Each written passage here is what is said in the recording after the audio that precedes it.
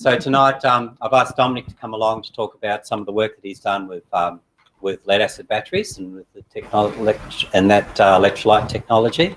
So I'll move to Dominic now. Awesome. Thanks, Paul. Okay. Hello, guys. So Dominic Hawkins is my name. Sylph is my first name, but people can't pronounce it, so Dominic is fine. And as Paul just briefly mentioned, did everyone hear me up the back? Yep. As Paul briefly mentioned, one of the things that I've been doing recently is getting around to present workshops and hands-on workshops and theoretical workshops on some of my research into alternative electrolytes for lead-acid batteries. So Paul and I know each other through working on electric vehicle, sort of on a retail rev bikes, and you know, looking at lithium phosphate builds, NMC, NCA, different forms of lithium-ion battery setup, and that's all great. But they're still new produced cells, you know, to be honest, from China.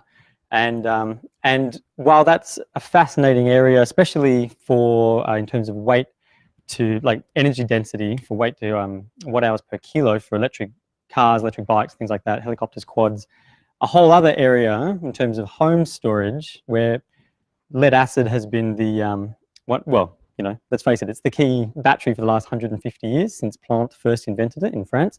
And it has some fundamental flaws to it that mean that it's becoming less and less a viable long-term storage battery, while the price of lithium-ion and things like nickel ferrous are coming down to meet it in the price point. So what I was always interested in was specifically to help people, say in permaculture Melbourne, permaculture Australia groups, off-grid, DIY sort of homemakers and you know, homebrew people, be able to take lead-acid batteries that are already scrap or second-hand batteries from landfill or from waste streams, and rejuvenate them, desulfate them, put them back into use.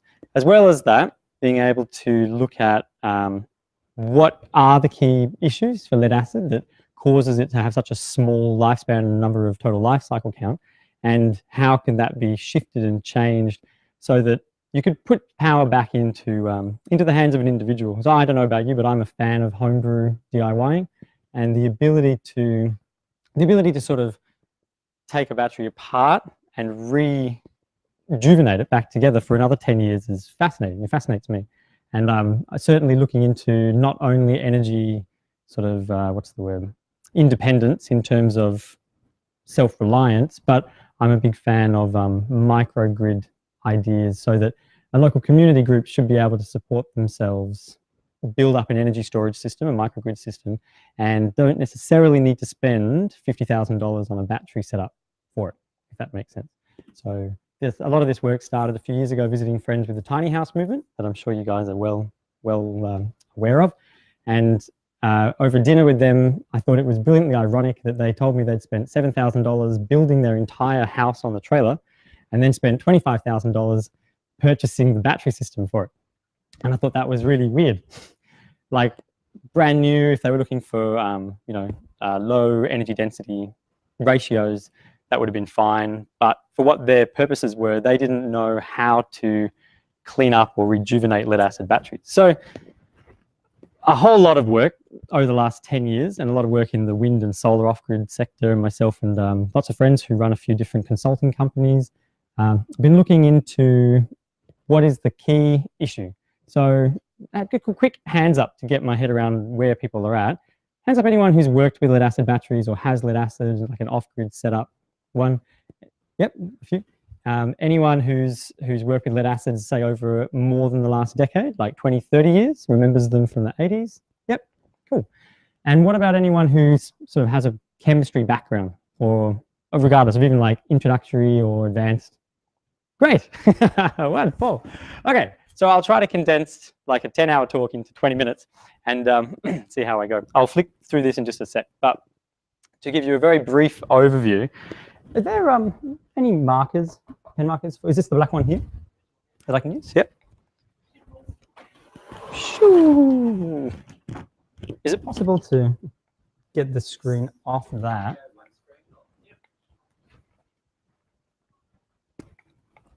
Awesome, thank you. Okay, so we'll condense this very quickly. So the traditional lead acid chemistry, just to get everyone's head around, and what Plant discovered, he was the French chemist who worked this out originally by accident, but good on him, is that we've got two plates, a negative and a positive. I'll call it negatrode and positrode, just for clarity, rather than anode and cathode. So anyone who uses the anode and cathode mentality, just bear with me. Negatrode and positrode. And this is in an aqueous solution. Any better pens? Do we know? Oh, actually, you know what? I brought some in my bag. I have a red one. Do you mind passing my little pouch? Oh, the other one, the green one. Yep. Thank you. I come with my own pens. Check it out. That's right. Done this before. That's right. No, didn't bring black. Oh, that's better. Okay. So, as everyone's probably aware, we've got an aqueous solution of sulfuric acid. So, this H2SO4, and I'm just going to, don't worry if some of the figures go over your head, you'll get the rough. I'm just trying to pitch it to a different couple of levels. This has a concentration of approximately 5 mole concentration. That's very concentrated, by the way. You know, instant blindness, that kind of thing. So, not something to be having fun, just casually messing around with. It would equate to like an approximately 40% weight to weight for sulfuric acid compared to the water it would be dissolved in. We've got a positive plate and a negative plate. To start off with, they're both lead. So for people who remember batteries from 1980s, sort of 70s to 80s, the batteries that you remember then, do you even remember if they came in clear acrylic cases? Any flashback to that? Yeah. Any wonder why that doesn't happen anymore? Because the companies make them so terribly poor that they don't want you to see the degradation of plates. So what happens is you've got two lead plates, and upon the forming charge, the initial charge, the positive plate, the positrode, gains an oxide layer called lead dioxide. And it actually takes a very long time to do this, so it's quite an inefficient original process. That's why they have a little cheat. They now paste the lead dioxide onto a grid of lead. That's why you've read pasted plates in modern lead acid batteries. But the negative stays as lead, and the positive becomes lead dioxide. And they're floating in this solution.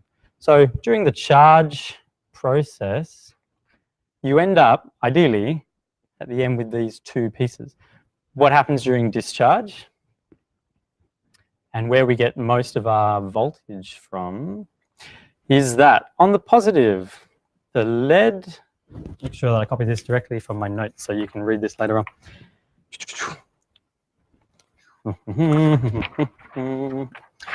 So the lead gathers some hydrogen, which it gets during electrolysis. When you charge the battery, there's hydrogen available. It forms sulfuric acid. The hydrogen is actually, this is a lie.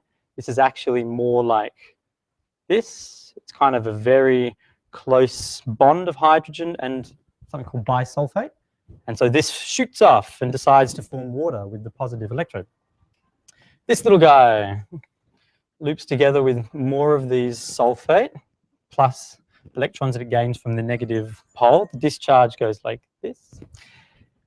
And this whole thing gives us a very fascinating little piece.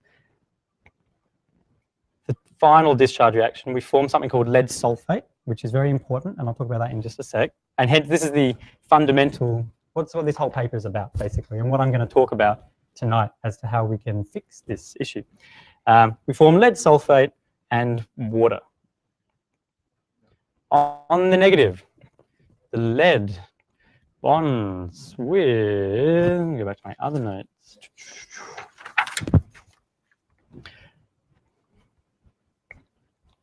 With the bisulfate itself to form lead sulfate plus more of the hydrogen. So, during the discharge, both the positive and negative plates become sulfated. They form this white crystal compound. Has anyone, hands up if anyone's ever seen, let's say, the inside of a battery or the clear acrylic cases, there's this very obvious white crystal buildup. And unfortunately, I wasn't set up enough to bring some test batteries to show you, so it'll all be theory. But if you can picture in your head this kind of color of the lead itself, you know, and the lead dioxide is like a very, very dark chocolate brown kind of color. And during discharge, they both form lead sulfate, which is this almost like this, a white metallic-y compound, which is insoluble, highly insoluble, almost as insoluble as radium sulfate and calcium sulfate, which is plaster of Paris, if you can get your head around how much that's not going to dissolve, if anyone's made clay. And what happens is during the next recharge process, theoretically, this sulfate will bond with hydrogen that's formed at the negative, because the hydrogen appears because it splits the water into oxygen and hydrogen. The hydrogen appears, it's meant to grab the sulfate off the plate and reform the bisulfate anion. And then on the positrode, the oxygen displaces the sulfate, has a higher reactivity. So what you find is that in very old batteries, or sulfated batteries, like most car batteries after 3 or 4 years, if you were to take them apart, the positive, the positrode, is actually very clean. It still looks like that chocolate brown color. And it almost doesn't have any evidence of this white sulfate crystal because it gets effectively pulled off from the oxygen in the charge process. The negative just keeps building and building and building until it starts to, it's much thicker, yeah, than the lead, and it's a layer. So it starts to bulge. So, and you've seen bulging batteries, you see where the sides pop out. So the sulfate, there's all these plates very thinly put together, little separators, and the sulfate builds up and up and up and pushes them out, breaks the separators and can short between plates, and then pushes and bulges the plastic of the case itself. So you get all this mechanical damage and so on and so forth. So for anyone who has worked with lead acid battery or has an off-grid house, as those of you put your hand up before, anyone want to give me the standard depth of discharge that you're usually allowed to take lead acid to? So if you were to set up, say, an off-grid house or even like even a caravan, what would the depth of discharge be? Yep. Yeah.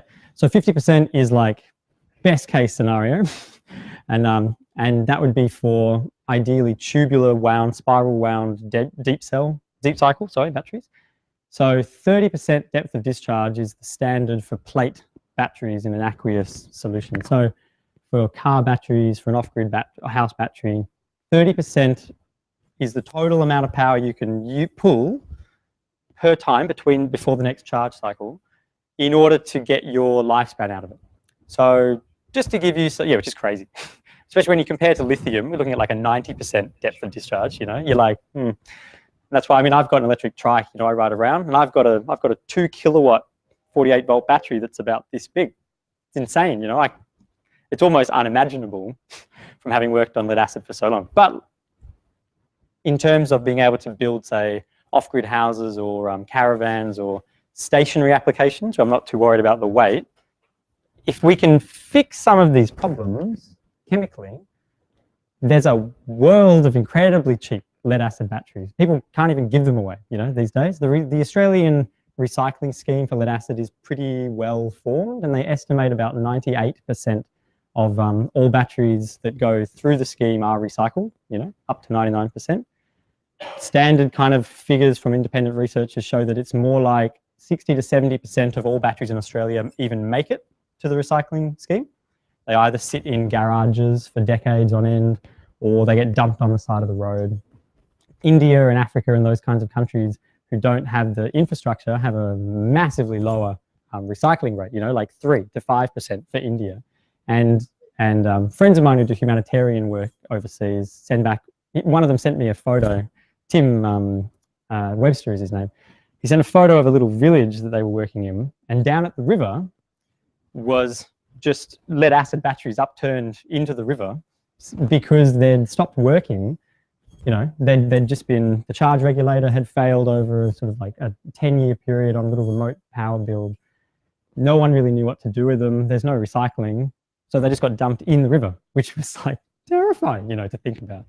Downstream to drinking water and farms and that kind of thing. So I set about from a number of angles to look at this problem. And given the enormous distribution infrastructure of lead acid around the world, like ridiculous, yeah? Think of every internal combustion engine that exists. Let's say that 99% of them use a lead acid battery as a starter. And you think of the sheer number of lead acid batteries and distribution chains that must exist worldwide to make that possible. It's insane. So if we could shift that and change that, we've already got a massive system in place. Nothing new has to be built. Yeah. So in terms of a brand new battery, if you were to buy a brand new lead acid battery, anyone give me an idea for the warranty you would get for a brand new car battery? 2 years. Yeah, you get 12 months for commercial use, 6 months for taxi use if you read the little, which is funny. 1 year, if you pay your $120 for a good RACV battery, you get 2.5 years. Yeah, that's right. So in terms of warranty, they're made to fail, and there's 3 key reasons that they fail. One is one that we can fix. The other 2 are mechanical faults and problems that can be fixed, but not chemically. So in terms of if you were to buy a brand new battery, a car battery, and you expect your 2.5 to 3 years from it, if at that point you were to, let's say you're very smart and you buy a cap battery, not a rubbish sealed battery. I'll get into that later on. You can ask me more questions about the calcium silver alloy at the tea room later if you want. If you were to dump out all the liquid, store it, neutralize it, take it off to your service station, here's a tub of sulfuric acid for you, and you were to fill it up with Epsom salts, with magnesium sulfate, maximum concentrations, about 1.3 mole, 1.6 mole, I think, you would find that you would have a slightly lower overall voltage, less cranking power, but your battery would last for about 7 to 10 years on average. If you had sized a battery that was still able to crank your car over, so you're used to a little 50 amp battery, you buy your 70 amp one, you put your magnesium sulfate in and it still works. So I was really interested. Has anyone read anything on, say, Google about Epsom salts rejuvenating lead acid batteries? Anyone come across this before? Yeah, a little bit before. Yep, sodium sulfate being used. Come across that one? Well, just changing the electrolyte. With fresh sulfuric? Yeah, yeah. No, with sodium. Yeah, or magnesium sulfate. Mm. What about overcharging? Yeah, well, that's an option. So what I know that I'm trying to compress a random amount of information into one point. We're going to funnel towards something, bear with me. So let's say that, just to go back to this, during this discharge reaction, what we end up getting is on both these plates, we get this sulfate buildup called lead sulfate. It's an insulator, so it actually stops electrical conductivity between the plates. So therefore, there's no more, let's say that this portion of the plate is now cut off from the electrolyte, and amp hour is directly proportional to the plate surface area. So if you've halved your surface area, you halve your output of your battery, as everyone's seen, like you have your old starter battery and it goes through winter and then you try to crank and the voltage is fine, but every time you turn your key, it just drops really quickly, like it can't deliver the amp output. What happens is that this sulfate builds up on the negative and it never goes back into the solution. So according to the spec sheets that you read, they make wild figures like 50 to 60% is returned, which is, I don't know where they get those figures from. It's more like 20 to 10% that I've observed. So the depth of discharge, the 30%, it's called DOD, the maximum amount that you're allowed to drop, to take out of the battery each cycle before charge. That figure, they couple up with their life cycle. So, you buy your 2.5-year car battery, you buy your 7-year off-grid deep cycle battery. If you really have money, you buy your tubular wound 15-year deep cycle batteries, from SRLA or like Optima, those kinds of companies. The life cycle, the number of 100, 700, 400 cycles means they've determined if you were to take the battery down by 30% each charge cycle, how long would it take before you completely sulfated the entire negatrode? At which point, or let's say, they say up to 80%, So of 80% of the negatrode is sulfated and you'll get 20% of your total output. That's how they get that figure.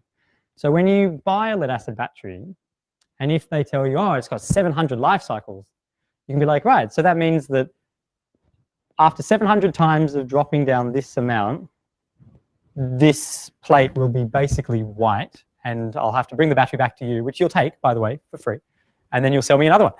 Very smart. Anyone, where we said before about the 50% depth of discharge, anyone care to hedge some ideas? If you've got your deep cycle battery, anyone bought a deep cycle battery? Caravan, camping, anything like that? Yeah? Yeah. Totally. AGM gel and flooded valve regulators. So there's 4 different types. They all suffer from the same sulfation issue, but the AGM and the gel have a slightly different way of maintaining sulfate in the compound, so they can increase their life cycle and reducing shedding and corrosion. But I'll talk about that later. So you've got let's say you buy your $150 deep cycle battery, yeah? And it comes with a 7-year lifespan at 30% depth of discharge. Anyone care to head, just to guess, if you were to decide to take that to 50% depth of discharge, casually, each day, any idea how much it would reduce your life cycle by? How many years of life you might expect out of your 7-year battery? Oh, it's slightly better than that. It halves it. On average, every 20% drop of DOD will halve the lifespan remaining, which is insane, yeah? So any single time that you drop to that 50%, you halve the total amount, because the sulfate builds up and is very hard to dissolve back in at such a high acid concentration. So from looking at this years ago, I stepped back and I thought, well, the obvious problem is the sulfate buildup. It seemed kind of obvious to me that if either it wasn't forming the lead sulfate to begin with, or there was something in the battery that was more active than the lead that could strip the sulfate off the lead, you'd solve the problem, surely. There's 2 other key problems. One's called corrosion, which is kind of a misnomer. What they mean is that when they make these pasted batteries, they take just a lead grid, kind of like a mesh, and in a factory, they pre-make lead dioxide as a powder, and they literally just paste it and dry it onto these grids, these lead grids. And then what happens is, slowly during charging, the charge voltage actually kind of kicks the lead dioxide off, away, and you can watch that. It's a sludge at the bottom of the battery. Eventually, if it tunnels a little hole into the lead of the grid, it starts converting the grid itself to lead dioxide. The grid corrodes and the whole plate disintegrates. So that's called corrosion. That builds up at the bottom of the battery. And if anyone remembers batteries from the 80s, smart battery manufacturers built cases where the plates had like an inch of gap at the bottom of the battery. And after 20 years of constant use, a friend of mine showed me a photo that there was about this much, like about half of that was this powdered lead dioxide paste falling.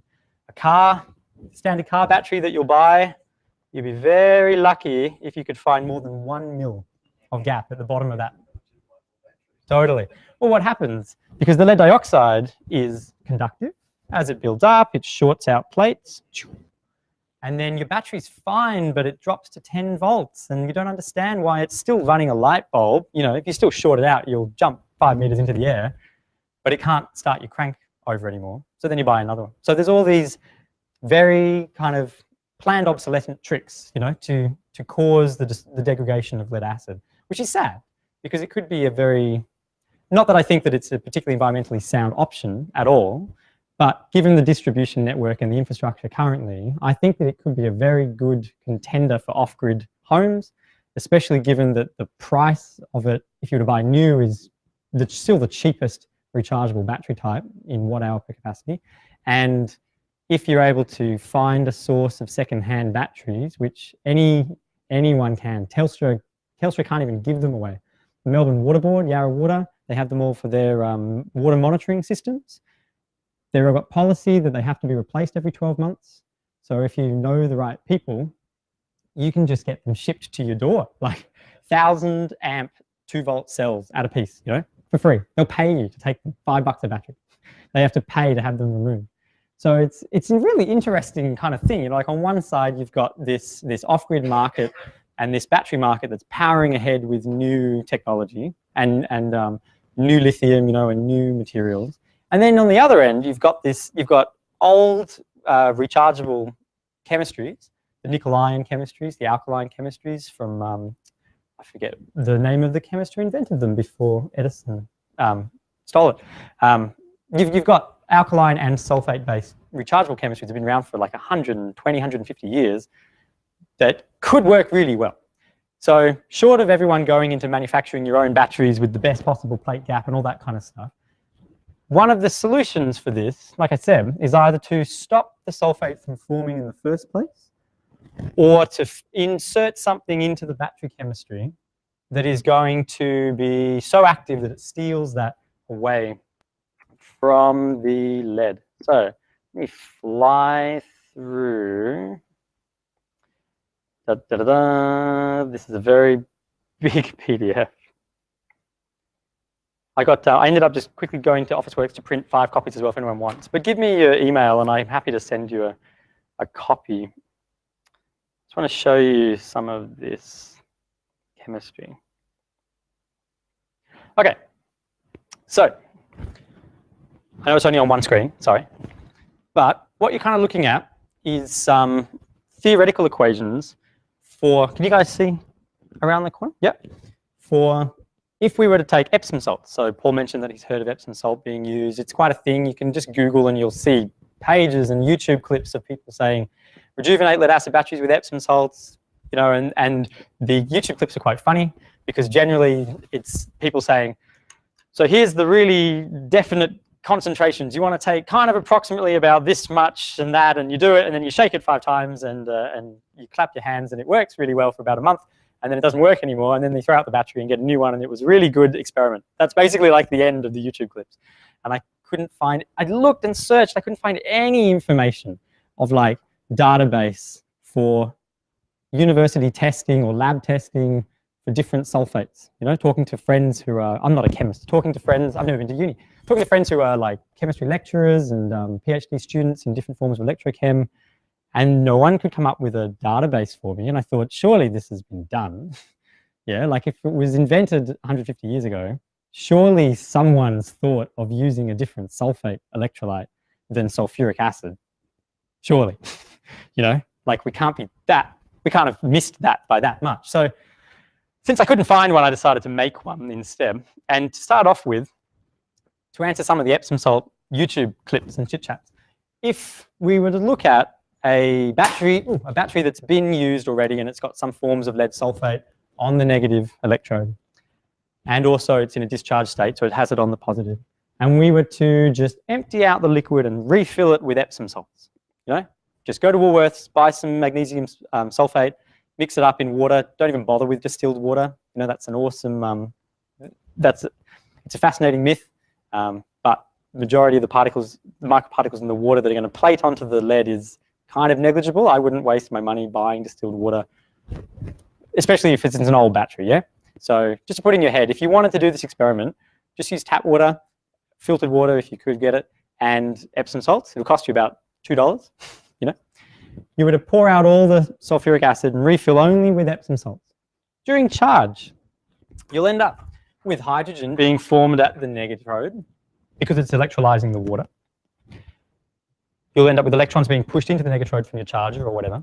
And what happens is in the presence, this is my theory, it's called the bisulfate theory, and it's the closest that I've been able to work out how it could be desulfating the battery, which is fascinating to watch. If you could get your hands on an acrylic case battery, I'll show you some photos of some later, you can actually watch the negative plate clean up from this color to this color in a matter of about a week.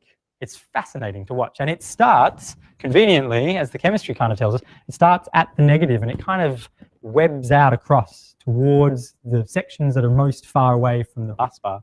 So the magnesium is so much more reactive than the lead, like uptimes so in terms of standard potentials, that any time that the magnesium is available in ionic form and is floating around some compound that lead has formed, the magnesium will steal this partner away from the lead. So the lead gets left lonely and it ends up forming lead as a solid again.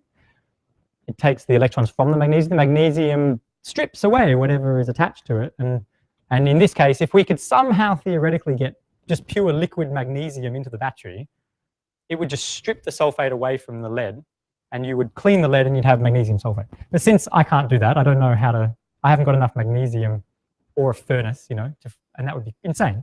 So an alternative is, well, we use a common ingredient that I figure even like every village in China would be able to grab. Africa, it's a very simple compound, you know, to be able to get in large quantities, non-toxic. What happens is, at over a certain voltage, the magnesium will be forced away from the sulfate. And in the presence of hydrogen, very important, this guy is really important.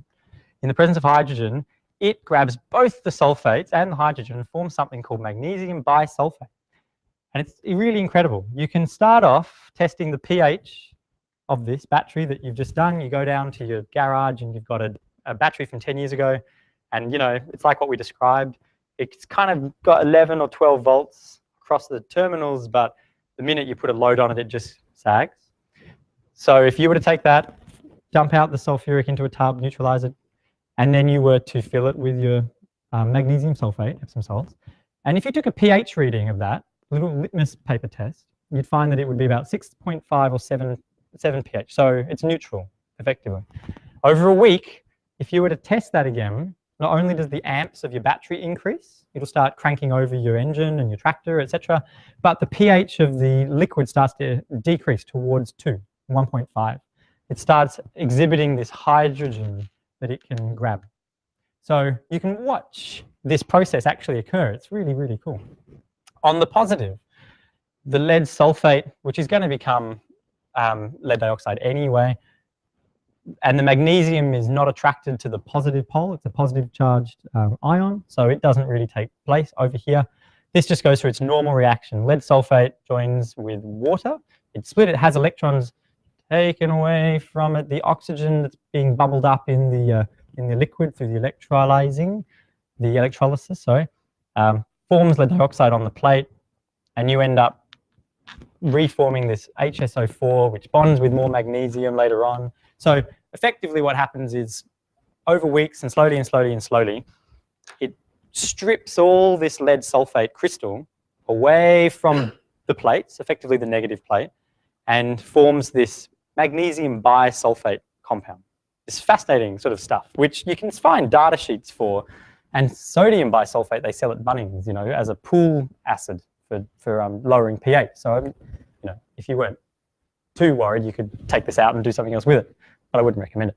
So you would have effectively, over a couple of weeks, stripped this lead sulfate problem away from the negatron, and you've cleaned the plates. It's fascinating. In the tea room, ask me, and I'm happy to show you some photos I've got on the iPad of different plates during different stages of cleaning. You go back to a battery that's like as if it was new off the press. So that the negative plates, especially because they're made relatively thick, and the sulfate layer is only surface, it builds on the surface. If you imagine that you've got this lead plate, and let's say that it's even like 0.5 mil thick, and you've got this lead sulfate crystal that builds right on the outer layer, like microns, yeah? Even if it took sort of 0.1 mil off in total, you're still left with 0.4 mil of actual lead that's sitting underneath the plate. That's just as fresh as the day it came out of the factory. Nothing's happened to it, you know, it hasn't gone anywhere. If you can take that sulfate layer away, magically you get access to that lead again. And if you go back to that little chit-chat we had about how the life cycles, they equate the life cycles to the buildup of the lead sulfate over time, you would find that all of a sudden, if you were able to strip all the lead sulfate off all the negative plates, and you'd say you had a battery that had a 700 cycle life, I'd expect that you'd be back to another 600 new cycles on top of that, you know? The thing that would finally kind of kill the battery in the end would be this shedding of active material on the positive. And depending on the amount of space you have at the bottom, it would eventually short out the plates.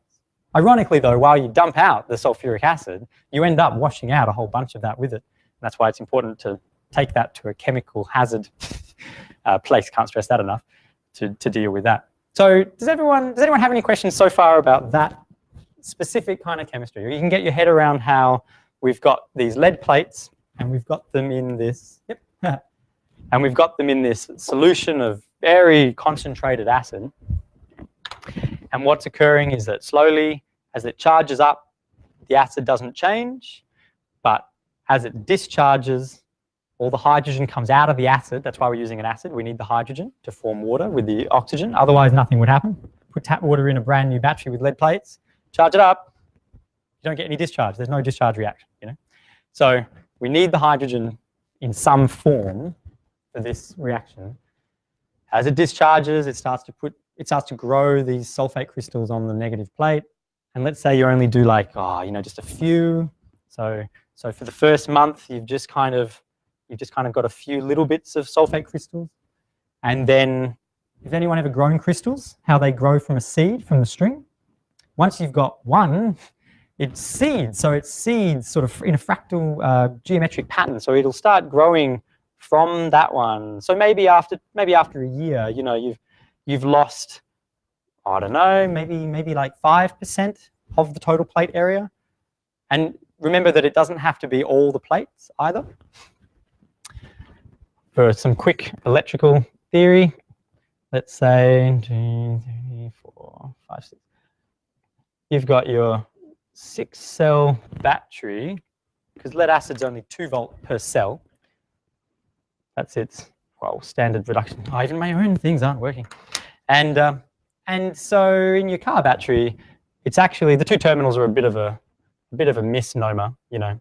What it actually is runs down into 1 cell, and then the next cell, next one, positive to negative, positive to negative, positive to negative. And when you do this, when you have batteries in series like this, the voltage increases, so it adds 2 plus 2, etc. So you get 12 volts. But the amperage stays the same, the current stays the same. So it's Ohm's Law Theory. And what that means is that the available amps will be equal to the lowest common denominator.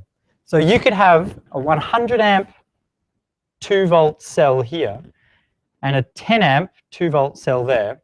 And the maximum amount of draw that you will get is 12 volt 10 amp, regardless of it.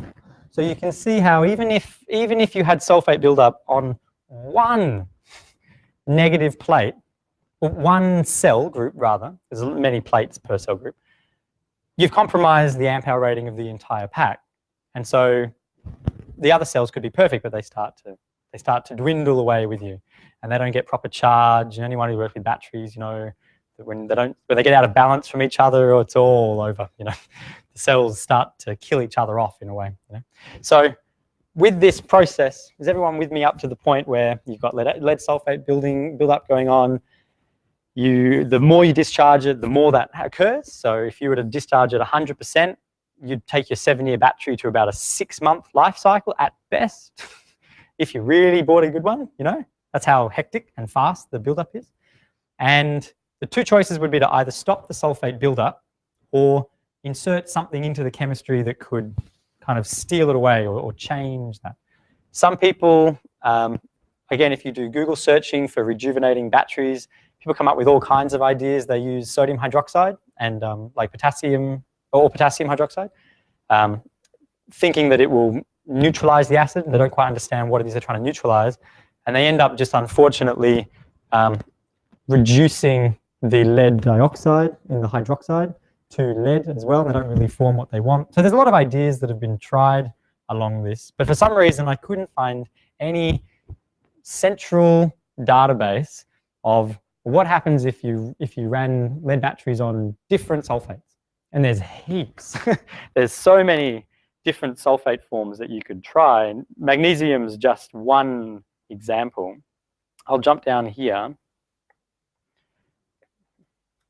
So this is just some this is a short, tiny list. This is like, there's a lot more than this.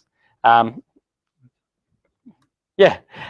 Going through the sulfates, and we don't have to use sulfate, you could use phosphates. Like it became very apparent to me that in an industry that has worked with lead acid for such a long period of time, there is a massive gaping hole of research into alternative electrolytes that could be used. And I think that the poor chemistry is being left behind for dead, which is fine in terms of like its pretty crappy in terms of watt-hour energy density for, you know, watt-hours per kilo. So it's not like I'm going to strap lead acids to my electric bike. I don't want to strap 100 amp hour lead acids and try to go down the street, you know. But in terms of houses or caravans, things like that, even your car battery, imagine only having to buy a car battery once a decade. Much, I mean, on all counts, yeah? So looking at even just the list of sulfate options, the list is really large. There's a whole bunch of sulfates that are going to be usable, some that aren't usable. We obviously have to use liquid, like we need it to be an aqueous solution, liquid solution. So we can't use plaster of Paris. We can't use radium sulfate, which we wouldn't want to anyway. Part of the purpose is to look at something that could be produced to increase our health, like try to reduce the toxic death to us all. So barium sulfate's a no-go, mercury sulfate's a no-go, things like that. The list starts to cut down pretty quick to the possible environmentally benign or advantageous sulfates. But there's heaps. There's like lithium sulfate, which is really interesting. Aluminium sulfate, one of my favorite ones, although less favorable because of its environmental toxicity, but it does really cool stuff chemically, which I'll talk about. Iron sulfate, nickel sulfate, not so good. Zinc sulfate is really interesting. There's a patent in the 1960s from a guy who invented a lead acid. He just discovered lead acid with zinc sulfate, like a 10% sulfuric acid, 90% zinc sulfate. Found that he formed a whole new battery that worked in a totally different way. And the guy died. The patent was bought by Exide Corp. Yes. And we never heard of that one again. So no surprising there. But just going through the list, there's like months, years of research. Sulfates, phosphates, nitrates. There's all different compound forms that could be possibly used. They do different things. They have different properties. So on one hand, I was interested in saying, well, where is all this research and why isn't it done? And if it is done in little bits, how can we pull it all together into a centralized system? Because the common person doesn't seem to know, you know? You hear about Epsom salts and that's about it. If you really go digging, you hear about sodium sulfate, and then that's you'll never find anything beyond that. Some people, alum, John Bedini, who's a sort of engineering physicist, sort of electrophysicist in the States, suddenly came up realizing he could just use alum, which is potassium aluminium sulfate. It's used for preserving food. I wouldn't eat it. I don't want to intake aluminium, but you get the idea. All of a sudden, same as like the zinc sulfate battery. Oh, he invented a brand new battery. We didn't, really, if you get what I mean. Like, it's just the work that we should have been doing the last 150 years. Slowly, and then there's a cult following of like, no, it only works if you stand on your head 5 times and you do a cartwheel on the 5th moon of the month. And so people have all kinds of weird results with it. And I wanted to go through and find out, well, if it seems so simple, and if all the resources are like massively readily available, what could possibly account for the enormous difference in test results? And then started looking into solubility, molar concentration, the stripping power of certain compounds. So, for example, potassium sulfate sucks. Terrible. Terrible as a stripping ability. Like its total amount, maybe you can see here, it has almost one of the lowest total amounts of sulfate that could be stripped per liter based on the maximum solubility that you could actually fit in the battery, compared to something like if we use sodium sulfate, and these are all just per liter, so doing the same amount of work, got 131 grams per liter of sulfate could be stripped theoretically off the negative plate.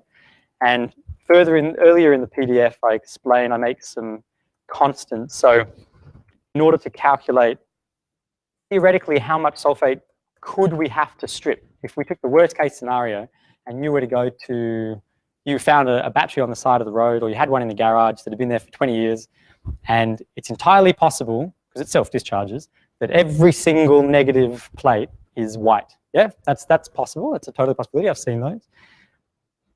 We could theorize the maximum amount of sulfate in grams per liter that could be in the battery based on the concentration of sulfuric acid.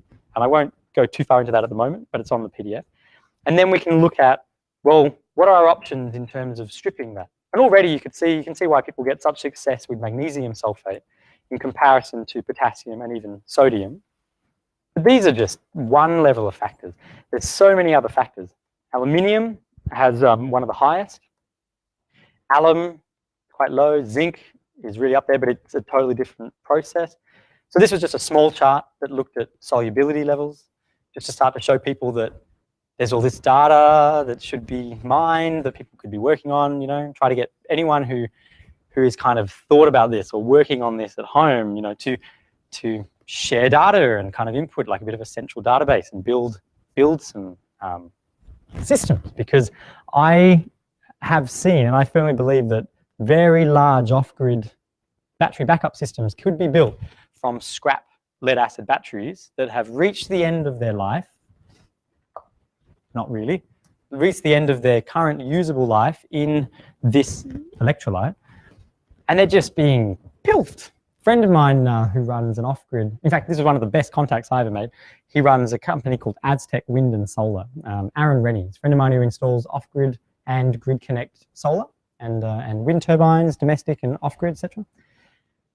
He says that on average, every year he does about 4 or 5 complete battery replacement sets for off-grid customers out in the country who bought batteries 10 or 15 years ago, and now they're at the end of their serviceable life. They're getting 50 to 40% of their total capacity now. They don't know what to do with them, so they just buy a new set. And he says on average for those houses, it costs them between $35,000 to $45,000. That's the removal cost of him to come and take the batteries away, the purchase cost of the new batteries, the installation, and then all the kind of labor, you know, back and forth. I thought, wow, like that's great for his business. Sucks for the people. I mean, you know, and so he's ironically helping me, even though it could terribly pull the bottom out of his business. But all those batteries, he basically gets $5 per battery from metal recyclers, regardless of amp hour size. So it's not even weighed by lead weight, you know? Imagine if they weighed it. Like lead is very expensive. In terms of recycling, you take a bit of lead flashing, you can get a lot of money out of that. Imagine if they weighed your 1,000 amp battery, you'd be chicking out $100 notes at a time, but they don't. They give you $5. And Exide and Yuasa, it's a Chinese battery company, they own the recycling systems, you know? So they get all those products back for $5 basically. And I think for a battery system that would have cost them maybe 25 grand 10 years ago, to get $5 per battery is ridiculous. Laughable, yeah? And that even lithium, looking at life cycles, I do a lot of work. I have a different paper on reducing the flammability risk for lithium and a charge voltage regime. And looking at lithium's kind of, you know, NMC cells, 700 to 1,000 cycle life setup, you're still averaging about 5 to 7 years at less than 1C discharge rates. And on your electric bike, you'd be lucky if you were getting 5 years out of your nickel manganese cobalt lithium ion cell. So I kept thinking, like, all of these new technologies, their total lifespan is still really small, and it really still traps us into a kind of very expensive cycle of purchasing and repurchasing. And no doubt, I'm sure that we'll have lithium recycling centers set up in the same way, because they realize that they can sell you the batteries for a lot of money and then recycle them for $1 a piece, and they make a fortune. And you're trapped in endlessly buying lithium batteries or endlessly buying lead acid. And I wanted to fix that. So theoretically, I've not been doing this for 30 to 40 years, so I don't have that kind of data, you know, unfortunately. I'm only 30 now. I don't have the data of battery experimenting like that going back.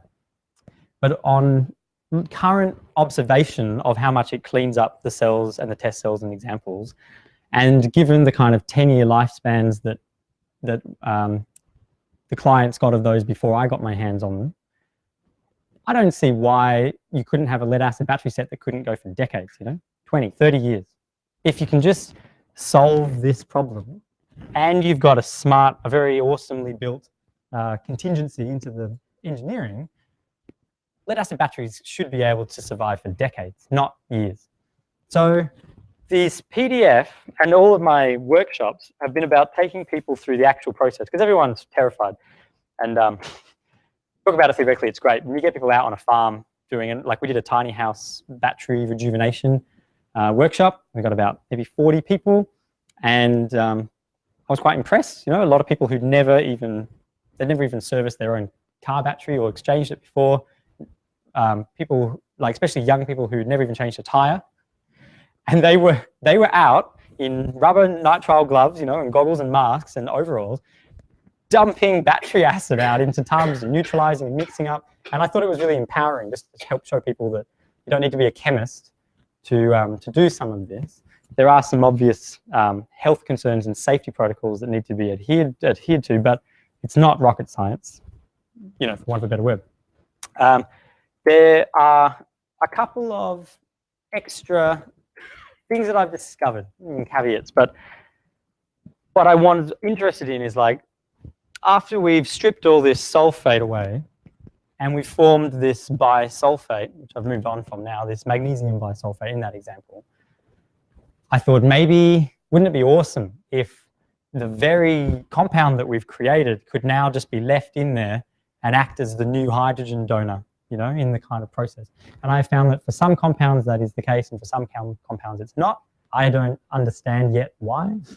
And I assume it could be to do with different charge voltages, like where they separate and compound at different charge rates. I'm still exploring that. But I have found that, and all the work in the PDF, almost any sulfate compound that you could get off the shelves, and garden stores are a gold mine of sulfates. Zinc sulfate, manganese sulfate, but don't need manganese sulfate, magnesium sulfate, potassium sulfates, potassium aluminium sulfate. It's really interesting. They have them all for raising, you know, mineral levels in soil. You can get them really cheap, and almost any sulfate compound will desulfate the batteries. Not all the sulfate compounds will then allow you to actually use it as a proper battery, you know, to get all your amp hour back out of it. But even then, if you were to dump that bisulfate back out and just refill it with new sulfuric acid, you're still theoretically back to your 7 to 10 year life cycle again. So there's some options, and I'm still exploring more. What I'd like to come up with is like 1 or 2 quintessential compounds that I could present as a complete closed loop process that both does all the stripping, the desulfating, and acts as the hydrogen donor, as the acid for the future use of the battery, so that it'd be like a do once, forget about it, never have to think about it again, just top water up once a year. But I'm not quite up to that point yet. But I do get around and present this because a lot of people have heard of it, or they've never heard of it, or they've heard of it and they've read that it was a sham and they've just written it off and just go on to kind of not thinking that it's a viable option. So, yes. Yep. Well, the oldest one that I've got currently going was 1.5 years ago on a 100 amp deep cycle 12 volt, pretty standard crappy battery from the Lion Corp, which is pretty crap. It was found on the side of the road and I thought, great, donor battery. Of 100 amp, I was able to get back to about 80 to 85 amp hour capacity out of it. And I assume that maybe it's through like degradation of the plates that I've lost that last 15%. But so far, after 1.5 years, it's not particularly showing any signs of, it's just showing as if it was giving that 85 amp hour new again, you know, as if it was an 85 amp hour battery. So, but it's only 1.5 years of data. You know, hopefully in 10 years I could answer that question better. Yeah. One of the things I've heard thank you. One of the things I've heard about batteries, AGM batteries in particular, is you can do a process called equalization where you put in 16 to 20 volts for 8 hours, and hopefully it doesn't smoke too much. Does it work or not? It does. It does. So the reason that it works, and I could answer that quickly, go to my other notes. The reason that equalization works is because there is a potential, there's a standard potential voltage for this lead sulfate. So it's saying that over a certain charge voltage, this compound will, and the lead from this compound will be more willing to separate and become solid lead again. So to give you an idea, this at the moment, if we were to break that into its little, if we were to look at it on a much smaller scale, we're actually looking at lead in a 2+ state. So it's given away 2 electrons and it's kind of hungry for 2 more. Bonds with sulfate, which has 2 extra electrons that it's needing to do something with. So they marry up and they have a great old time. And this lead is still, it's still lead, you know, it's still just waiting there. At over 2.6 volts across this cell, the lead, and that I won't explain it now, but that's just the total of two half-cell equations. So you look at what the voltage would be for the lead going from, I know this is not quite the answer to the question, they're going from lead solid to an ionic form, and then the reverse occurring on the positrode, which is actually from lead 2+ to lead 4+, tetravalent lead minus 2 electrons. So they give you a total voltage of 2.4 volts, which ironically, if anyone who knows lead acid, is the charging voltage per cell. That gives you 14.4 volts for a 12-volt battery. If you go over that, you start to get into the territory towards this 2.6 volt limit, where this lead is more willing to separate from the sulfate and take the electrons and just become solid again. And so lithium utilizes this in the chemistry. It's very interesting. And come on. But while it does work for reducing the sulfate on the negative, unfortunately, it has a negative effect on the positive. So that's a really weird sentence to have said. Once you start getting over about 2.4, 2.45 volts, the extra voltage actually like bursts off and kicks off particles of the lead dioxide from the positive, which is really weird when you look at it. And at first, you know, because I've had fun, I was like, oh, well, battery, we'll just crack it up. I've put 52 volts into a single 2-volt cell at times, coming straight off solar, you know, just putting solar through to be like, let's look at all the different options for desulfation, you know, let's look at what happens. And yeah, it totally strips sulfate off the negative in random patchy ways. It ignites the hydrogen that's generated as well. That's terrifying. So you get these awesome, do it at night, the bottom of the battery keeps lighting up and you get these great sonic booms, because I have clear acrylic batteries, so I don't recommend that. But the positive, literally, you can hear it popping and it like explodes. So, and you can watch these little chocolate brown powders burst into the liquid solution and then expose either they force that off the grid alloy and they start to weaken the grid, and then they expose the grid to the sulfation, like to the electrolyte. Or I imagine that they kind of take with them other chunks of the dioxide. So the equalization charge theory, it totally works for reducing sulfation. If anyone doesn't know what he's talking about, sometimes on chargers, and you see it like even on solar regulators, they'll have something called desulfation or equalization. And what they mean is that for a short burst of time, for like 3 to 5 hours, they will allow, generally it's about 15, my pens are running out.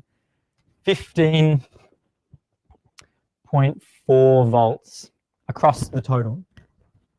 Anyone want to quickly divide that by 6 and calculate what that would be per cell? 2.57? So way above this threshold. They do that for about 5 or 6 hours in an attempt to kind of push up the cells that are doing poorly because of sulfate buildup. It does a lot of heating damage. The heating warps. The lead melts at a very low temperature, you remember? So the heating literally warps the lead and the separators, and a lot of weird stuff occurs. Doing it on and off every now and then is probably not terribly, like, you know, once a year for 5 hours would be fine. I totally wouldn't recommend it as an ongoing solution. There are a whole other realm of thinking for battery desulfation, which is called pulse desulfation. Anyone ever heard of the Pulse Tech desulfators? Yep. Do you guys know how they work, or? Yeah. What they've done, there's 2 different types. It's really ironic when you look on eBay. The cheaper ones are just a DC pulse, and they just take back the charge voltage. They simply amplify it up in a boost circuit, like a Minty Boost kind of style, and they just pulse it back at around about a 10 kilohertz rate. They found that a group called Pulse Tech in America in the 90s were commissioned, is that the right word, by the American military to fix their battery problems, because they have lead acid batteries in who knows how much stuff worldwide, and imagine the cost of maintenance for them. So it was worth them to fund a couple of $1 million for this small company of 3 guys who were sort of like electrophysicists and also sort of electricians. They realized that if they could vibrate the plates literally, like on a mechanical kind of level through DC and AC pulses at between 10 kilohertz and 15 kilohertz rates. The sulfate, like it's at about between 10 to 12 kilohertz that the sulfate crystal resonates. So it would become more ionically available in the liquid, and then it would bond with the hydrogen disulfate. And they're awesome. If anyone doesn't have one and you have lead batteries, I highly recommend buying one. They're amazing. They need to be left permanently on the battery. They do desulfate, and then they continue to give out their pulses, but they need to be permanently left attached. They do suffer if you ever have, with inverters that are having some really weird sort of back EMF sine wave stuff going on with the batteries, they suffer from voltage spikes and frequency on the DC line. So sometimes they die and they are not cheap. But I thought an ultimate solution would be to combine, if you had the money, you'd buy a pulse desulfator, combine it with an electrolyte change, you know, desulfate them back, and then take off your pulse converter, and you don't need to buy one for every battery. You've got it then, and it will no longer sulfate over that time.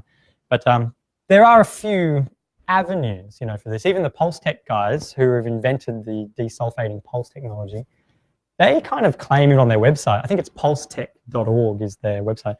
They claim an increase of up to 5 times the life cycle of the battery just using the pulse desulfator. It's like, wow, pretty crazy. Yeah. Yep. Yeah. Yeah. Yep.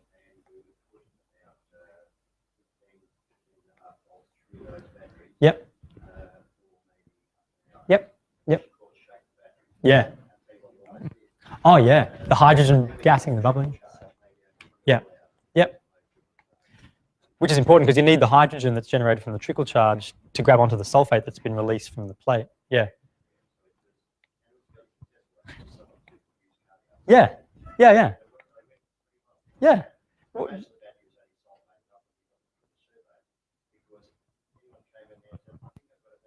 Yeah.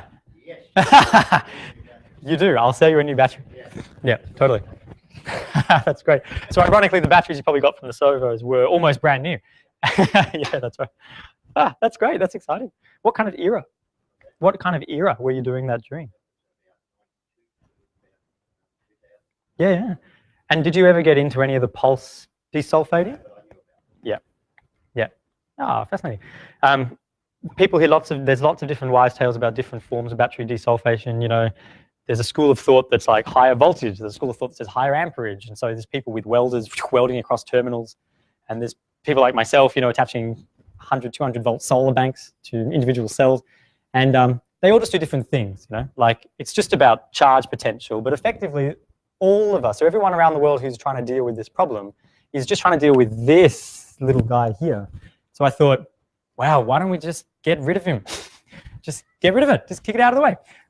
One of the issues is that, at least as far as my chemical and my chemistry understanding goes, I have not found a replacement electrolyte yet. If anyone knows one, please let me know. Which would provide hydrogen to the same degree without any compound that's attached that would bond with the lead. No? No one put their hand up. Okay. So, like if, let's say theoretically, and this is actually an invention, if you could come up with a liquid hydrogen in the battery, it would just run practically forever, yeah? The only thing that would be left would be, well, not even the kind of acid corrosion on the positron. So as long as the voltage was stabilized, theoretically that would just be, in a perfect world, back and forward and back and forward. Who knows how many tens of hundreds of thousands of life cycles, yeah? But in real world scenarios, and I don't have supercoolers to make that happen, there are other acids, you know, hydrogen. People get a lot of success with phosphoric acid, orthophosphoric acid, H3PO4, which you can get from brewery shops. You know, they sell it as like a sanitizer. You have to make sure you get like 99%. Sometimes it's mixed in with soaps and stuff, and that's just, you don't want to do that. Poor little battery. But there are other people who've explored this, but to my knowledge, there's no one who's compiled it all together that I can find and sort of interested in coming up with something that could be a really actually valuable change in the chemistry. either to desulfate batteries from landfill or from waste stream so that people could build off-grid systems practically for free, or just to put them in brand new batteries, you know, get your brand new battery, buy it from RACV, dump out all your sulfate, your hydrogen sulfate. It's probably already sat on the shelf for 6 years anyway, but, you know, hypothetically. Fill it with a sulfate solution. You know, aluminium sulfate works the best, highest voltage output, charge voltage, and just drive off. If anyone's interested, you can come and see the starter batteries of my diesel van are laundry powder, sodium sulfate, rocking. I keep a voltmeter on the dash and I watch it.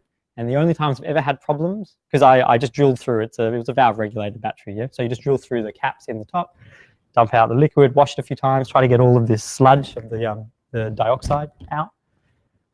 Refill it just with sodium sulfate, like laundry detergent powder, basically. And it's been great. I've been driving around for about a year.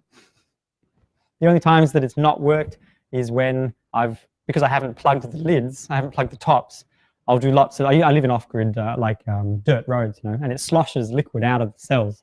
And I'll find that one of the cells is down and the plates are exposed.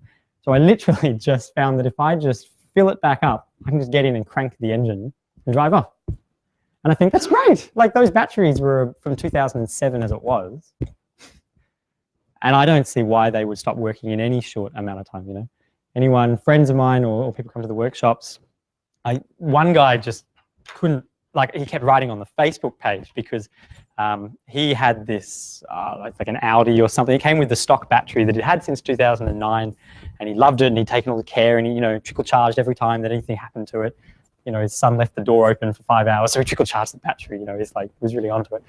And after this time, it was dying, and he had to jumpstart the car to get it to the workshop. We were up at Yarra Junction doing a tiny house build, so we converted a 24-volt 600 amp hour set to sodium sulfate, and we had all this sodium sulfate left over, and everyone else had left, and so it was just him, myself, and the tiny house owner and a couple of other people.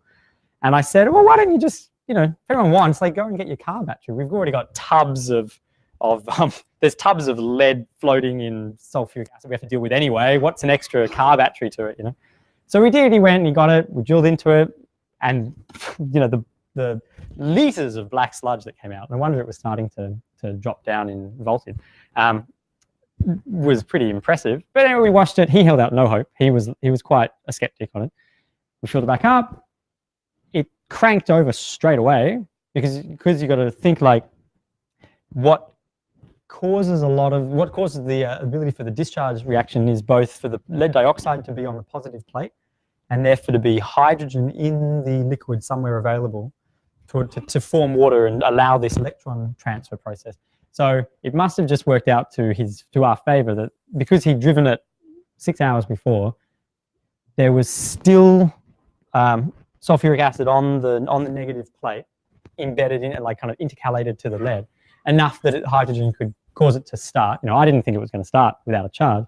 Anyway, he drove off, and then he wrote me a message that night saying, hey, I can't believe it. Like, I turned the car off, I turned it back on, I went to the shops, I turned it off a week later, it's still going, you never had to trickle charge it.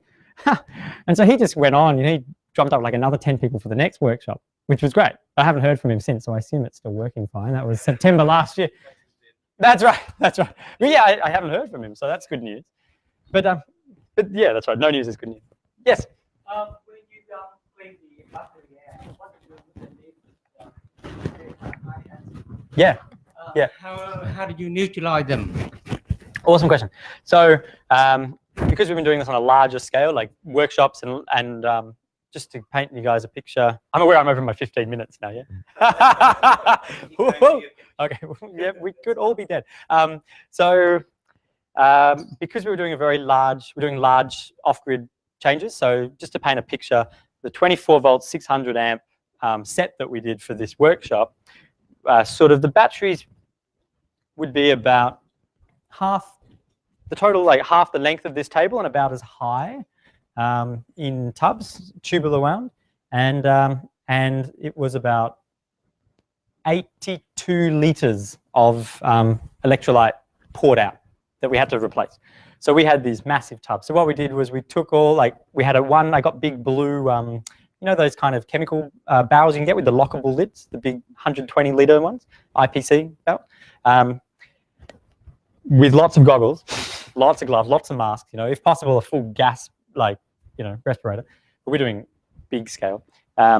Keep dumping all of the used sulfuric acid out, and all the lead particles come out with it. Because lead is insoluble in the acid, or to the point of like, I think its solubility is 0.00012 grams per liter. So it's relatively negligible.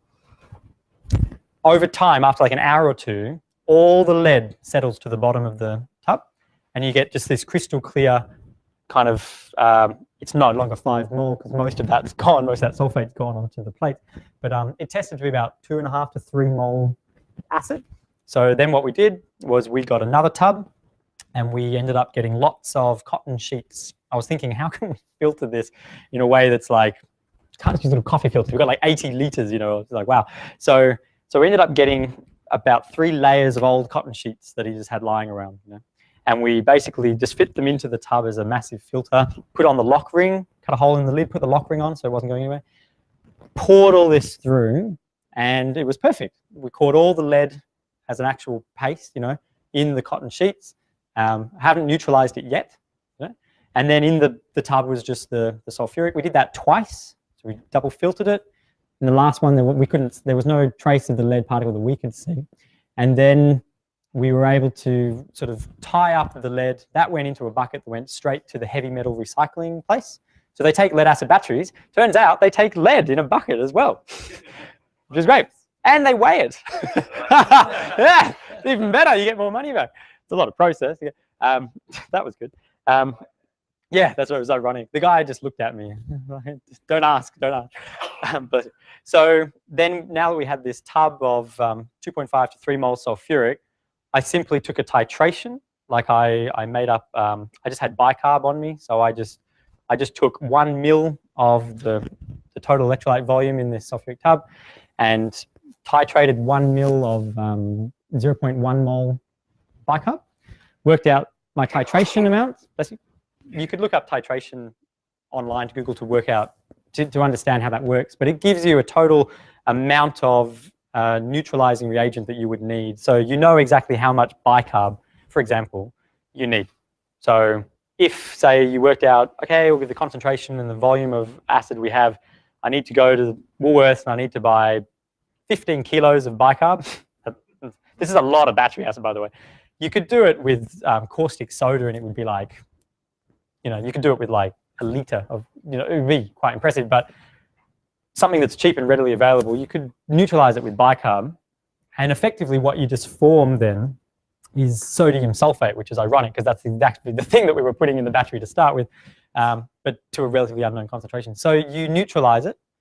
The hydrogen forms water. The sodium comes out of the bicarb to bond with the sulfate, and it forms sodium sulfate plus carbon dioxide plus water is the total neutralization reaction. After we pH tested that to a pH of about 7, then it was poured into the toilet drains, like the toilet system that was attached to the Melbourne water, you know, the sewage system. So that was how we dealt with that particular one. In terms of if you had like a fully off-grid property and you didn't have access to mains water or sewage, you could theoretically neutralize this and just pour it on the ground, but you'd want to really make sure that you'd filtered 5, 6 times, you know, to really clear out any lead particles that would be left through paper filters and things like that. Yeah, I got another question. How do you clean out the gel battery? Pardon? Oh, the gel battery. Yeah. I have not been able to. So this is all working on wet lead acid. So either it's called flooded lead, which is like capped with the screw caps, or valve regulated lead acid, which is basically lead acid that either has calcium or antimony or silver in an alloy to reduce the oxygen and hydrogen gassing. And then it's not really sealed, that's a lie. It's just that there's no caps, but there are small vents, rubber vent holes in the battery. So those batteries are all wet, liquid filled, and that's what I'm basing this on. The AGM, the absorbed glass mat, can be rejuvenated because all it is a fiberglass separator which holds the sulfuric acid. So I have found that if you literally tip the battery upside down and leave it overnight, just the sheer gravity will sort of displace the, not displace is the wrong word, it will draw out the remaining liquid from the AGM sheet, and then you can just top it up or fill it with your sulfate solution.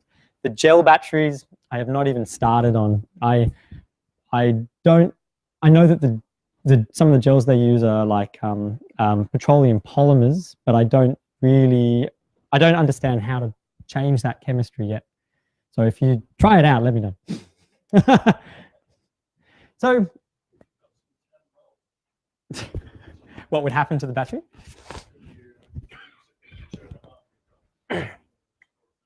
Yep.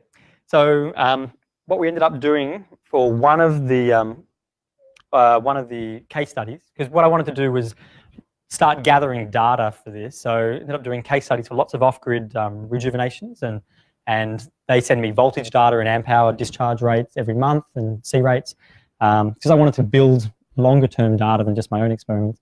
So with one of them, we decided, well, let's have a look at what happens if we were to desulfate it. So it had aluminium sulfate, a combination of aluminium and magnesium sulfate, which there was a purpose for that, but it didn't work out, so whatever. That was just run on a kind of deep discharge and charge from solar for 6 months. And then that was all, there was a second workshop, we poured all that out, and we wanted to replace it with sulfuric acid again. So what we did was, when we had the initial rejuvenation workshop, and we tipped out the first batch of the battery acid, again, we filtered out all the lead particles. We kept this, you know, that one was like a smaller battery, it was about 55 litres of electrolyte. So we had this tub on his property, of, you know, big death face on them, like, definitely don't open this. And once we came back for the second workshop, we simply dropped we kind of let the lid off that to evaporate down to a concentration that we wanted. And that allowed us to fill up all but one of the cells. And then we went to Battery World to get some sulfuric at 5 mol to fill the last cell. So we were able to just reuse that. If you had a source of greater concentration sulfuric, you could definitely just mix out your concentrations in water and get back. But the average, the standard average is about 5 mol. They vary between 4.5 and 6. Because ironically, since the hydrogen is the grams of hydrogen that are available in the liquid is directly proportional to the amount of oxygen that it can displace off the positive. So if you have a very weak acid, and you say you've got, let's say you've got 1 gram of hydrogen per liter available to strip, and I'd have that I can calculate, but the grams of oxygen I can't even calculate. Let's just hypothetically say 50 grams of oxygen on the plate, you know. That's made up. No one quote me on that gram of oxygen. I haven't weighed the oxygen on the plate. You can see how there's just not enough hydrogen in the liquid available to do anything more than strip 1 gram of, or not even that, half, 0.5 gram, you know, into H2O. So if you can increase the concentration of the acid, technically you start to increase the amp hour rating. Some cool experiments, if you want to do, if you're having fun, are to dump out your battery acid of your 100 amp battery, your deep cycle, refill it with 18 mol sulfuric acid, and draw 350 amp hours out of your 100 amp battery. But it'll be dead in about a week. Like, the rate of sulfation is so, especially at that, like an 18 mol, would be so excessive that it just would just disintegrate, you know. And then conversely, you could have a lower concentration of sulfuric acid, and you'd extend the lifespan of your battery, but you'd have compromised, instead of 100 amps, it might only give you 50 amps, something like that. So there's a whole, see what I mean? Like, there's so many little areas to this that I, for one, would love to see a lot more centralized databasing and information about. I think it would be awesome to be able to go to a battery shop, and on the shelf, you buy your batteries by your metal sulfate that you're interested in the properties. You know? You can be like, oh, I'll have a magnesium sulfate battery today, and aluminium sulfate. They have different properties. Like that chart that I showed before with the solubility and molarity data, where we were looking at 61 grams of potassium, 131 grams of sodium, etc. 300 grams of aluminium. They all do different things, and I don't have a slide for this, but just to give you a bit of a picture, I'm sure you'll all be able to see this if I can find it again. The different sulfates, the different metals have different characteristics, and they allow different things to occur. So sodium sulfate, I have found, is the fastest to charge. Like, it takes charge immensely quickly. I can go from a completely flat starter battery, and I have two in parallel. I can go from a flat starter battery that won't crank my 2.5 litre diesel engine at all, and I can give it one jump start, immediately turn the engine off, and crank it ongoingly again and again and again from the same charge. Really weird. It's fascinating, you know. And I think so. There's something going on with the sodium in how it's attracted through electrostatic forces that is different from the actual plate reaction. And I'm still exploring that. But that's basically how lithium works. The lithium, hopefully, doesn't necessarily form a compound with either electrode, but it just gets moved and held in polarity near the anode and then discharges back in. So it'd be interesting if you find out that a similar process was actually occurring. And maybe it's going to take me too long to find this drawing I was trying to show you, but magnesium sulfate sort of tends to give me like approximately 70 to 80% of the amp hour capacity of the original battery. And it's an average charge, you know, kind of similar to sulfuric acid. Aluminium sulfate can give me almost 3 times the discharge, the instantaneous discharge amps, which is fascinating. So cold cranking amps, you know, hey, there's an answer to that. Don't have to increase the acid concentration. For whatever way, I don't understand how it is that the aluminium interacts in that process to allow that to occur. Maybe just through greater, like a less resistance to the battery, and therefore a greater amount of amp travel of the same voltage potential. I don't know. But aluminium sulfate acts completely differently to ammonium sulfate, which acts completely different to magnesium sulfate. So I feel like I've barely scratched the surface, you know. Been researching it for about 10 years, experimenting for about 4 years with myself, and started doing the workshops about 2 years ago. The longest data that we have for both my battery conversions and the case studies are about 1.5 years at this rate. And it's like we've barely started. And like I said, this is just on sulfates. Imagine if you did this on phosphates and nitrates and and sulfides. There's so many potentials.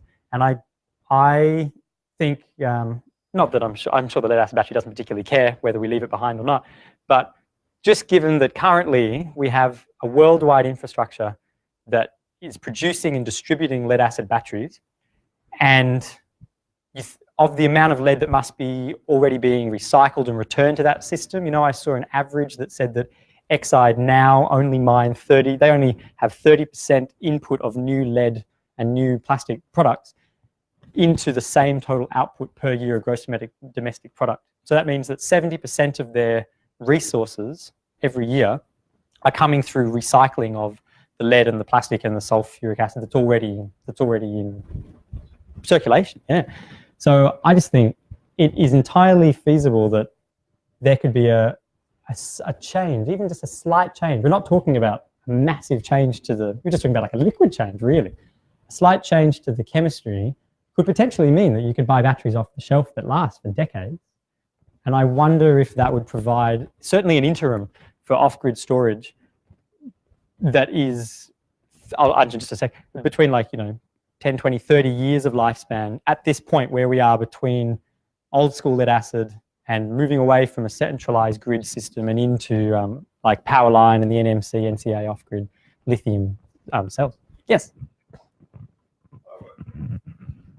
I always thought part of the battery recycling was that they recycled the acid as well. They do. So have you thought of taking your acid somewhere instead of just pouring it into the sewer? You mean like I said, we do we neutralize it as far as we can go, testing on pH, attempt to sort of remove lead out of it. But I would much more prefer to be able to take the whole tub, you know, lead included, to a HazChem company in place where they have all the infrastructure in place to do that. I think that would be a much smarter idea. what I have found, I only approached one place, I can't remember their name, in Camberwell, that were working with ChemWatch or HasChem, I can't remember the name. They basically were disinterested in working with myself and my team for that workshop because we weren't a business that was, we weren't like a battery recycling business. We weren't something they were going to form a contract with. And it was a shame because I think that would have been a much smarter idea. So that's why we ended up coming up with a solution, a solution at that time. It's certainly not the best solution. And I think that if there was if something like this was to be more available for homebrew kind of setup and for the you know, builders, engineers in the garage kind of mentality.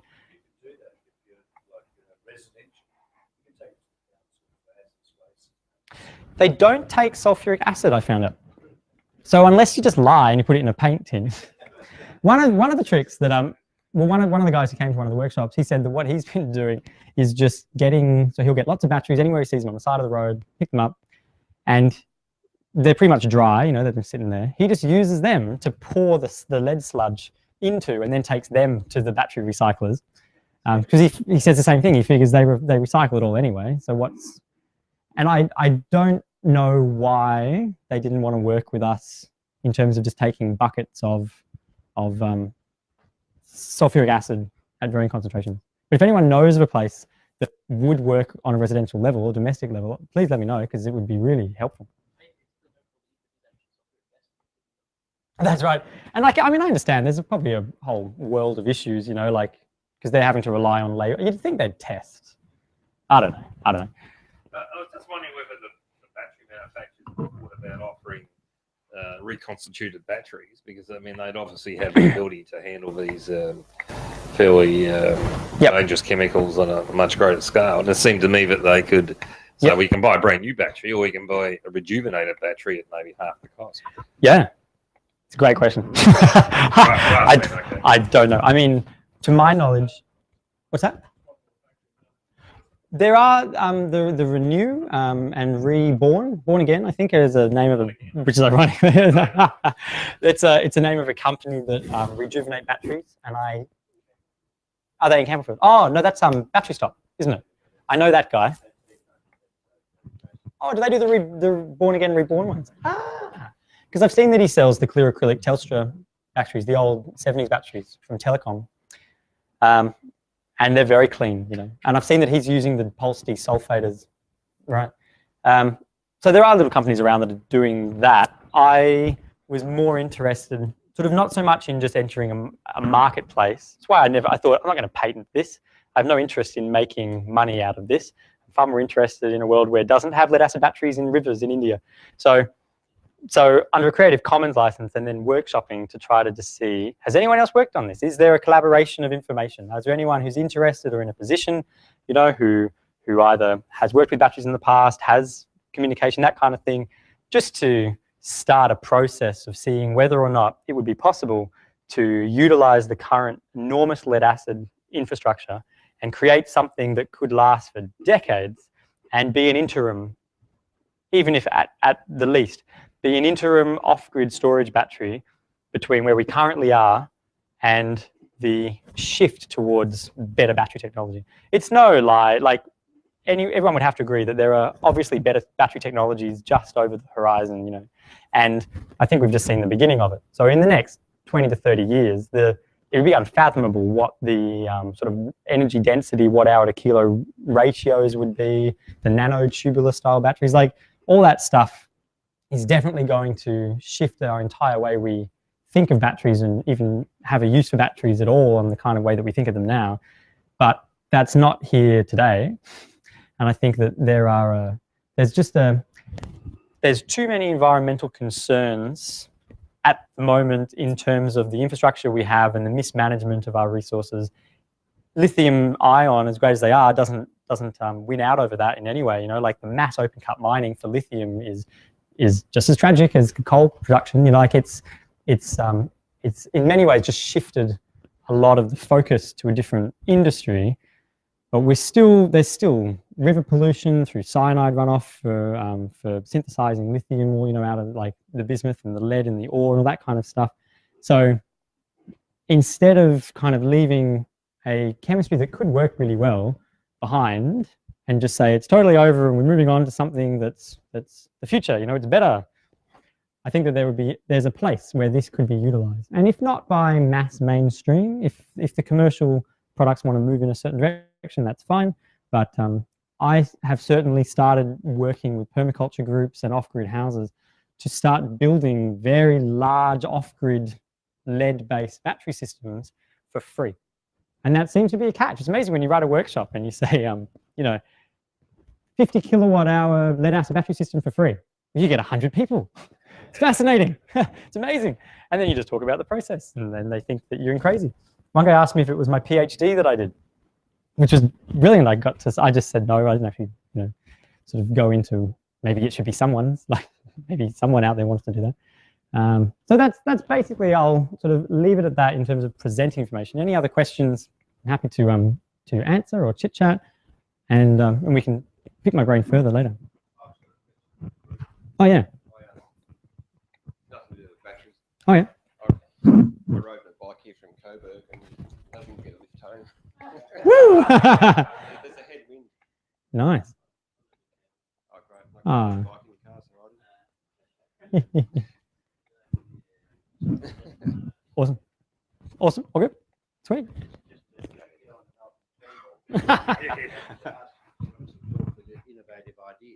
Oh, I think he'd be right up for that. I can't imagine why he'd want to take that. Malcolm Turnbull and our Innovation Nation. That's right. Very true. It's part of innovation here, isn't it? Mm. On those. So I've let Dominic talk tonight because it's been very interesting. I mean, yes, it has been very interesting for everyone to hear about some of the work that he's doing, some of the achievements that he's done already on those, and what he's working on, and you know, where it could all be going. Thank you. It's been very interesting. Thank you, Dominic. Paul. Thank you very much. Thank you very much. Yeah. Oh, thank you.